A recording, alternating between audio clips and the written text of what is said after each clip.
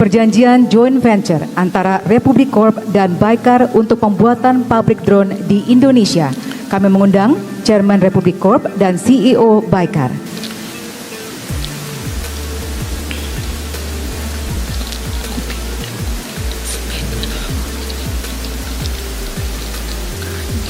Prabowo Erdogan teken kerjasama bikin pabrik drone tempur.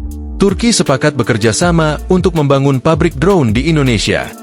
Kesepakatan itu diungkapkan dalam pertemuan Presiden Prabowo Subianto dan Presiden Turki Recep Tayyip Erdogan di Istana Kepresidenan Bogor hari ini, Rabu 12 Februari.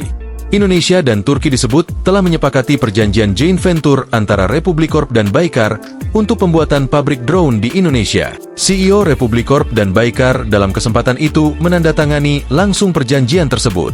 Baykar merupakan perusahaan swasta Turki yang berfokus di bidang kendaraan-kendaraan nirawak dan kecerdasan buatan.